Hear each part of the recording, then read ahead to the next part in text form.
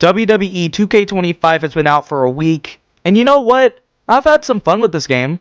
Like we do every year these games come out, and next thing you know, we'll uninstall these games and move on to 2K26. A cycle that's never. But as they say, if you can't beat them, join them. No, I'm not hating on 2K yet, but I can't sit here and say that this is the greatest WWE 2K game of all time, because this game has some of its flaws. And what better to start off with than the island? I swear, this mode was so hyped going into release. The devs were hyping it, trailers were coming out, and this mode was as hyped as GTA 5, Red Dead Redemption 2, and Elden Ring all combined. And even Brian himself said to give this mode a shot. And I did. And it's a good thing I kept my exceptions low for this mode. As soon as you load into the mode, you're greeted with a video package of one of the interviewers, which follows up with Roman and Paul Heyman telling us about the mode. You then get into the mode and decide your background, and from playing it myself, I wasn't able to change the attire right away as I chose the lifetime fan background, and speaking as a lifetime fan myself, I definitely wouldn't be caught dead wearing this. But it's whatever. You finish setting up and you go to explore, talk with whoever's involved in the story, and play your matches. The island also has licensed brands such as Nikes and Adidas. But if you want to add those Air Forces to your wrestler, you'll have to pay with VC, which is either earned through matches or buying it from the game's shop. So in other words, it's the island of currency, which you've probably heard by now. It's bad enough we have my faction, and now this?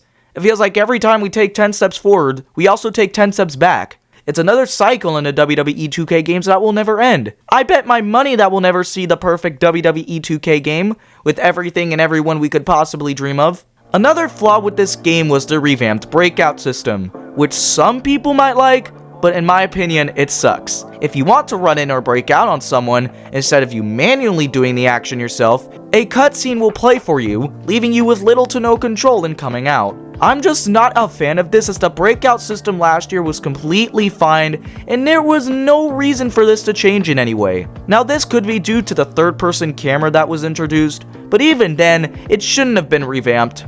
Certain parts of the game have been slow for me, specifically my GM in the creation suite when I was making my wrestler. Now this should be fixed up in a patch. If not, well, get used to reliving the PS2 days, folks. Okay, maybe I went too far, but it's slow as hell. So I've talked about the flaws, but that doesn't mean this game deserves to be known as garbage. In fact, it's far from it. Showcase mode was done right this year, finally. And I love the animated cutscenes that were shown instead of that slingshot technology crap. We got commentary back, and objectives were less stacked on us.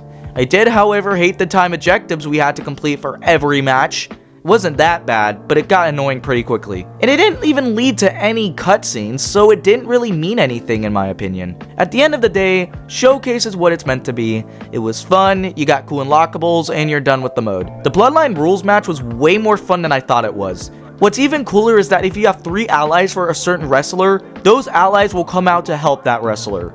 It's crazy, it's exciting, it's chaotic, and it will make for some epic matches. If you're related to the Bloodline and win the match, you'll be rewarded with the Ula Fala and be declared the Tribal Chief. Special referee matches have been expanded up to 6 players, and we have new archive areas, which I've used the most. I love going on the SmackDown Fist or the WrestleMania sign and just throwing my opponents off and being able to dive on them afterwards. I have yet to try out the NXT parking lot, but that will probably be just as brutal. Universe mode has promos, which are cool, and 2-day events. You can even set up a PLE for any day of the week and have up to 3 shows running on one day. Besides that though, everything else is the same as last year. Same rivalry action, same limited rivalries, same crap as always. Roster is great like always, and GM mode is fun as well. Being able to have go-home shows and cross-brand PLEs are cool. Like I said earlier, it does feel slow and laggy when you're navigating through the menus. Hopefully that gets patched in. My faction is stupid like always. I don't even want to talk about that mode. Besides, there's not even much to talk about besides the World Tour mode, which is just playing matches and going to different states. There's no story or anything to keep me engaged beside the Persona cards. We got more retro themes this year, with a few examples being the Shield, DX, Kane, Evolution, and Mankind's first theme. Definitely good for those retro users who want to make classic versions of superstars and factions. Arenas look good as always, and gameplay hits hard like usual. Menu is fire, and the soundtrack is, not to my liking.